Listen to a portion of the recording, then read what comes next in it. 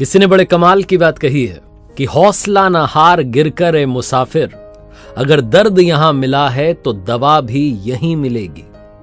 नमस्ते दोस्तों, मेरा नाम है आरजे कार्तिक। एक वेटर की कहानी सुनाता हूं जिसका नाम चंदन था, जो लाइफ में हाईएस्ट पॉजिटिव एटीट्यूड के साथ जी रहा था। उससे जब भी पूछो कि क्या हाल है तो कहता था बहुत अच्छा हूं, थोड़ा सा और अच्छा होता तो शायद मेरे जैसा एक और जुड़वा होता। वो इसी एटीट्यूड के साथ आगे बढ़ता था। उससे काफी लोग कहते थे तुम वेटर का काम करते हो, तुम्हें नहीं लगता है कुछ और करना चाहिए? वो कहता मुझे मजा आता है और मैं वही काम करता हूं जिसमें मजा आता है। लोगों की बातों पर कम ध्यान देता था, अपनी जिंदगी पर ज्यादा ध्यान देता था। वो एक अलग अप्रोच के साथ में आगे बढ़ता था। लेकिन एक दिन एक दुर्घटना हो गई। जिस रेस्टोरेंट में काम कर रहा था उस दिन वो अकेला था और पीछे का दरवाजा लगाना भूल गया। पीछे के दरवाजे से चोर घुस आए। 4-5 लोग बंदूक लेकर के आ गए, बंदूक इस पर तान दी और इसे कहा कि जो तिजोरी है उसको खोलो, तिजोरी में से माल लेके जाएंगे। चंदन जानबूझकर के गलत पासवर्ड डालने लगा। डर रहा था, हाथ कांप रहे थे, लेकिन गलत पासवर्ड डाल रहा था, वो खुल नहीं रही थी। और चोरों को मालूम था कि इसको मालूम है, क्योंकि रेस्टोरेंट में सबसे वफादार है मालिक का, इसको मालूम है कि पासवर्ड क्या है, ये बता नहीं रहा। चोर और गुस्सा करने लगे, गाली देने लगे, लेकिन वो डर डर के बार बार गलत पासवर्ड डाल रहा था।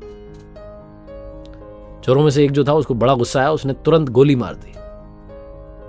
गोली जाकर के सीने में लगी और चंदन बेहोश जमीन पर गिर गया। ऐसा लगा कि मर ही गया। चोर डर करके भाग गए कि पता नहीं क्या होगा। थोड़ी देर के बाद में उस रेस्टोरेंट में जो बाकी लोग काम करते थे वो आए, उन्होंने देखा कि चंदन जमीन पर है, गोली लगी हुई है, समझ गए कि कोई घुस आया था।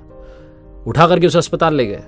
20-22 घंटे तक ऑपरेशन चला और डॉक्टर्स ने फाइनली चंदन की जान बचा ली।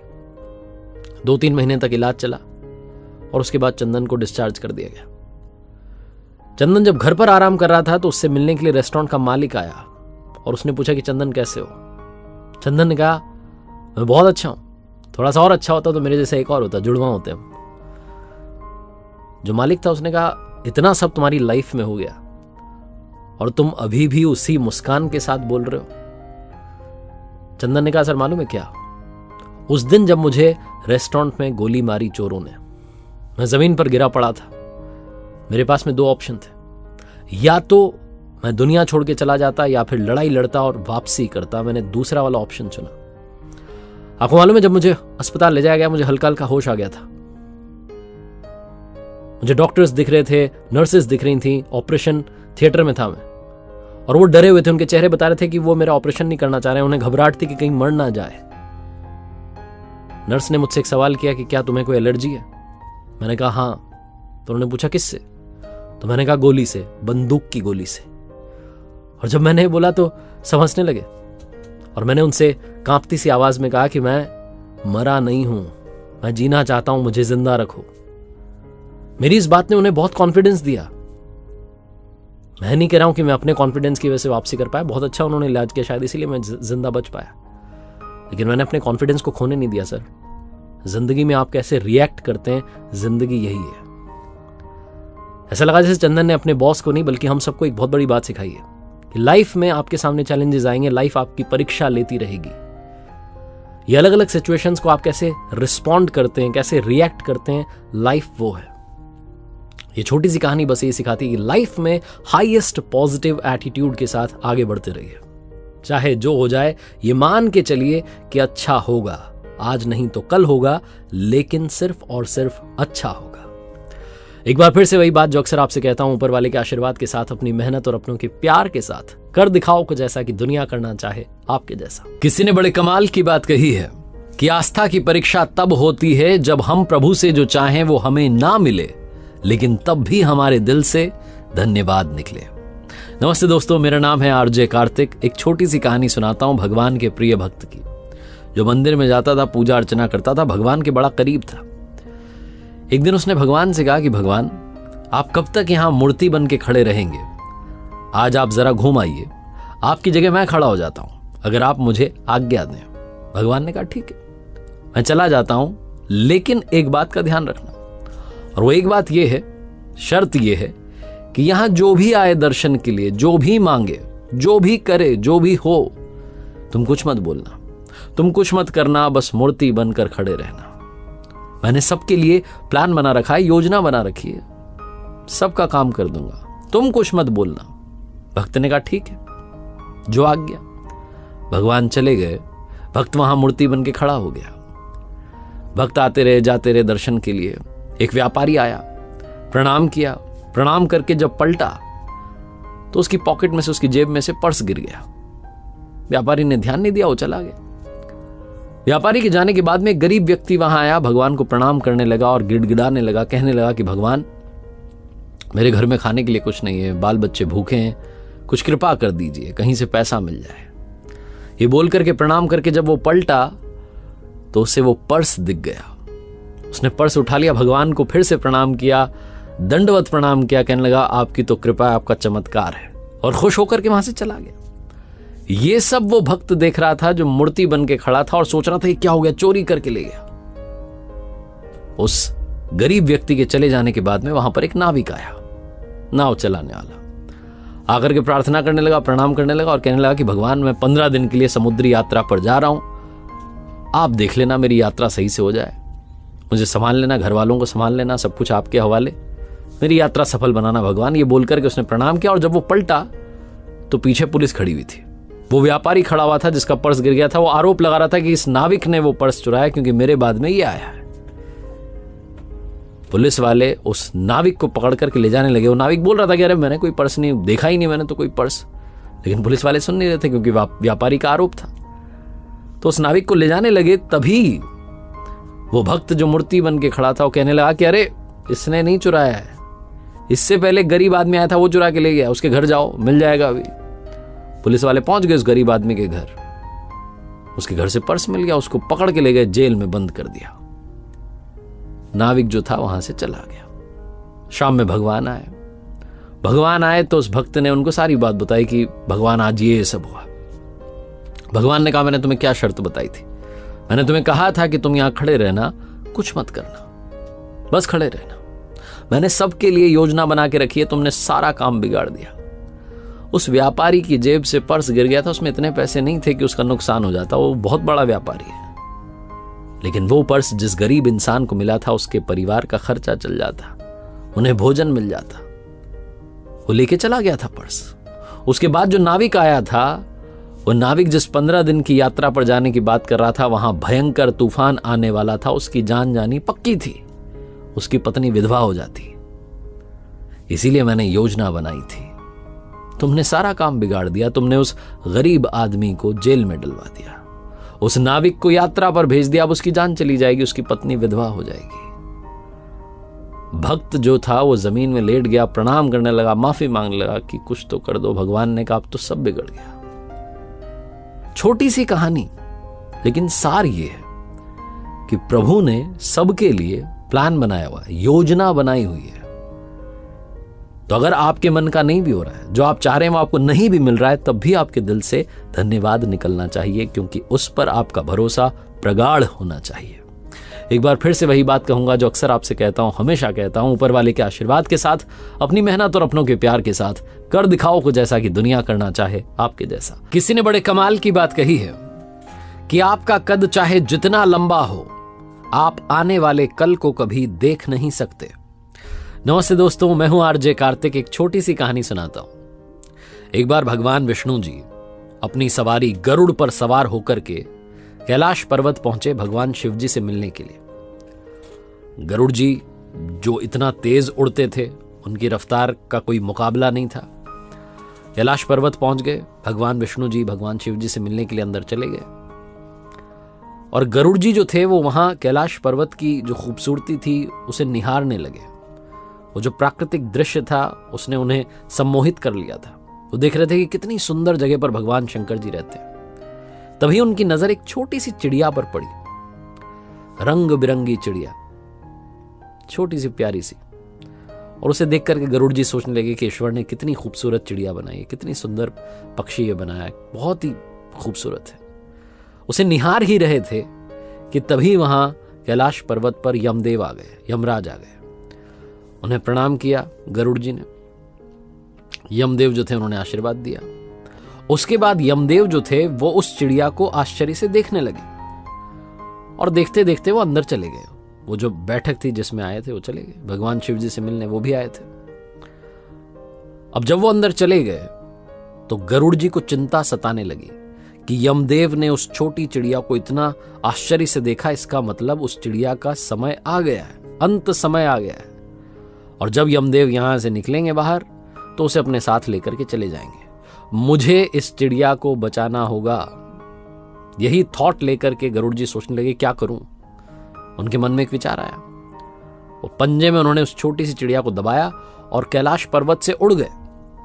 हजारों कोस दूर आ गए वहां से। जैसा मैंने बताया कि रफ्तार बहुत तेज, गति बहुत तेज। जंगल में सुनसान जगह पर चट्टान पर जाकर के उस चिड़िया को बैठा दिया और ईश्वर से कहने लगे कि अब आप संभाल लेना। गरुड़ जी को लग रहा था कि भाई यहां तो सुरक्षित हो गई, कोई दिक्कत नहीं है, मेरा काम हो गया। फटाफट से वापस वहां से उड़े और कैलाश पर्वत पहुंच गए। कैलाश पर्वत पर जब पहुंच गए तो गरुड़ जी अब शांति से कैलाश पर्वत को निहार रहे थे। उन्हें लग रहा था अब मैंने अपना जो कर्तव्य है वो निभा दिया है। तभी वो जो बैठक थी वो खत्म हुई। यमदेव बाहर निकले। जैसे ही यमदेव बाहर निकले, यमराज को फिर से गरुड़ जी ने प्रणाम किया और पूछने लगे कि एक बात मुझे बताइए, वो जब आप अंदर जा रहे थे आप एक छोटी सी चिड़िया को, रंग बिरंगी चिड़िया बैठी थी, उसको आश्चर्य से देख क्यों रहे थे? यमदेव ने कहा कि मैं उसको इसलिए आश्चर्य से देख रहा था, उसे देखते ही मुझे ज्ञात हुआ कि इस चिड़िया का अंत समय आ गया है, लेकिन इसकी मृत्यु यहां कैलाश पर्वत पर नहीं होगी। इसकी मृत्यु यहां से हजारों कोस दूर सुनसान जंगल में एक चट्टान पर जब ये बैठी होगी तो एक सांप इसे खा जाएगा। इसकी मृत्यु वहां होगी। मैं जब अंदर जा रहा था तो ये सोच रहा था कि ये चिड़िया यहां से हजारों कोस दूर कैसे पहुंच जाएगी। इतने से कम समय में इसका समय तो आ चुका है और अब ये चिड़िया नहीं दिख रही है। इसका मतलब गरुड़, उस चिड़िया की निश्चित ही मृत्यु हो चुकी होगी। ऐसा बोलकर के यमराज वहां से चले गए और गरुड़ जी सोचने लगे कि मैंने क्या कर दिया। मैं खुद उस चिड़िया को वहां जंगल में छोड़ आया जहां अब तक सांप उसे खा चुका होगा, उसकी मृत्यु हो चुकी होगी। यह कहानी बस ये समझाती है और सिखाती है कि मृत्यु को कोई टाल नहीं सकता। अगले पल का किसी को पता नहीं है। हम बहुत सारे सालों की, आगे आने वाले सालों की प्लानिंग करते हैं, लेकिन हमें अगले पल का पता नहीं कि अगले सेकंड में क्या होगा। तो जैसा मैंने शुरू में बोला कि आपका कद चाहे जितना लंबा हो, आप आने वाले कल को नहीं देख सकते, उसका पता नहीं लगा सकते। कहने का मतलब सिर्फ यह है कि आज में जीना शुरू कीजिए। जो है आज में है, इसी लम्हे में। जिंदगी को अभी जीना शुरू कीजिए। अच्छे अच्छे लम्हों को अपनी जिंदगी में लाना शुरू कीजिए। अच्छा काम करना शुरू कीजिए ताकि आने वाला कल भी शायद अच्छा ही रहे। एक बार फिर से आपसे कहना चाहता हूं, जो अक्सर कहता हूं, ऊपर वाले के आशीर्वाद के साथ, अपनी सच्ची मेहनत के साथ और अपनों के प्यार के साथ कर दिखाओ कुछ ऐसा कि दुनिया करना चाहे आपके जैसा। किसी ने बड़े कमाल की बात कही है कि इंसान दुनिया का एकमात्र ऐसा प्राणी है जो गिरना चाहे तो जानवर से भी नीचे गिर सकता है और उठना चाहे तो देवता से भी ऊपर उठ सकता है। नमस्ते दोस्तों, मैं हूं आरजे कार्तिक। एक छोटी सी और मजेदार सी कहानी सुनाता हूं। एक बार एक सेठ जी थे जिनके देश में विदेश में बिजनेस चल रहे थे। वो दूसरे शहर में गए हुए थे। उनका काम निपट गया तो उन्होंने कहा चलो बाजार में घुमाते हैं। वहां मेला लगा हुआ था। मेले में पहुंचे तो एक ऐसे बंदे से मिले जिसके पास में बंद बोतल में जिन्न कैद था और वो बेच रहा था। सेठ जी ने कहा वाह भाई, ये बड़ा कमाल है। जाकर के बात की तो उस आदमी ने कहा कि साहब ये जिन्न जो है, ये आप जो बोलोगे वो काम कर देगा। आपको बस बताने की देरी है। दुनिया का कोई ऐसा काम नहीं है जो ये नहीं कर सकता है। और आपको लगते होंगे घंटे, ये मिनट में काम पूरा करके देगा। सेठ जी ने कहा ये तो बड़ा कमाल है। सेठ जी ने पूछा कितने रुपए का है? तो उस आदमी ने कहा कि ये 1000 रुपए में आपको दे सकता हूं। सेठ जी ने सोचा बड़ा सस्ता सौदा है, काम बड़ा अच्छा है। ये जिन्न तो सारे काम निपटा देगा। मेरे इतने सारे काम अधूरे रह जाते हैं, मेरे लोग काम ही नहीं कर पाते हैं। सेठ जी ने कहा ठीक है, फिर इसी बात पर लो 1000 रुपए मुझे दो। वो जिन्न जब वो आदमी दे रहा था तो सेठ जी को उसने कहा कि सुनिए साहब, इसके इतने सारे गुण हैं लेकिन एक समस्या है। अगर आपने इसको काम नहीं बताया, क्योंकि ये खाली बैठना पसंद नहीं करता, इसको लगातार काम बताते रहिएगा। अगर आपने इसको काम नहीं बताया तो ये आपको ही खाने के लिए दौड़ेगा, ये अपने ही मालिक का शिकार कर लेगा। सेठ जी ने कहा ऐसी बात। फिर उन्होंने मन में सोचा कि मेरे देश में व्यापार है, विदेश में व्यापार है, इतने काम है, पूरी जिंदगी निकल जाएगी, इसके काम खत्म नहीं होंगे, इससे काम करवाता रहूंगा। सेठ जी ने कहा ठीक है, चिंता मत करो। सेठ जी वो जिन्न लेकर के अपने घर आ गए। बोतल से उसे निकाला, पहला काम बताया, सेठ जी ने बड़ा काम पहले बताया, उनको लगा कि करता रहेगा अभी तो टाइम लगेगा। वो जिन गया, फटाफट से काम करके आ गया। सेठ जी ने फिर काम बता दिया, फिर गया, फिर करके आ गया। 10-15 दिन में जितने सारे काम थे सेठ जी के, सारे निपटा दिए। सेठ जी को समझना है क्या करूं। उन्हें वो बात याद आए कि जैसे ये खाली बैठेगा ये मुझे खा जाएगा। सेठ जी और दिमाग पर जोर देकर के काम याद करें, उसको काम बताएं, वो जाए करके आ जाए। मिनट में काम निपटा रहा था। सेठ जी का दिमाग खराब हो गया। एक समय ऐसा आ गया कि सेठ जी के पास काम ही नहीं था, क्या बताएं उसे। जिन ने कहा, आपको तो याद होगा, अब आप मुझे काम नहीं बता रहे हो, मैं आपको खाने के लिए तैयार हूं। सेठ जी दौड़ने लगे, बिजली की रफ्तार से भागने लगे कि जितना तेज भागूं बच जाऊं बस। भागते भागते एक महात्मा के आश्रम में पहुंचे। वहां प्रवचन चल रहा था, महात्मा के पैरों में गिर गए। कह रहे, महाराज ये जिन मेरे पीछे पड़ गया, कह रहा आप काम बताओ, काम नहीं बताओगे तो मैं खा जाऊंगा। क्या काम बताऊं, सारे काम तो करवा लिए। महात्मा ने कहा, सुनो, इस जिन्न से कहो कि दुनिया का सबसे ऊंचा बांस लेकर के आए, सबसे लंबा बांस लेकर के आए। जब वो लेकर के आ जाए तो उस बांस को अपने आंगन में गड़वा देना और इस जिन्न से कहना कि ऊपर चढ़ो नीचे उतरो, ऊपर चढ़ो नीचे उतरो। बीच में जब तुम्हारे पास में कोई काम आ जाए तो इससे कहना, भाई वो काम करके आ जा। वापस जैसे आए तो कहना, ऊपर चढ़ो नीचे उतरो, ऊपर चढ़ो नीचे उतरो। सेठ जी ने कहा, वाह क्या बात है, आपने मेरी समस्या चुटकी में सुलझा दी। जिनको भेजा वो सबसे लंबा बांस लेकर के आया, सेठ जी वही करवाते रहे।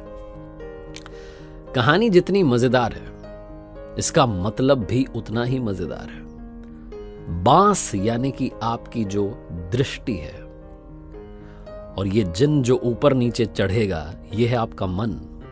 मन जो होता है वो जिन की तरह, उसे हर बार काम चाहिए, काम बताओ। जैसे ही खाली बैठेगा वो आपके पीछे पड़ जाएगा, खाने को दौड़ेगा। तो ये जो दृष्टि है, बहुत स्पिरिचुअल बात है लेकिन काम की बात है। इस दृष्टि को उस बांस पर यानी कि श्वास पर टिका दीजिए और अपने मन से कहिए कि ऊपर जाए तो ऊपर वाले का नाम ले, नीचे आए तो ऊपर वाले का नाम ले, यानी कि मेडिटेशन करें।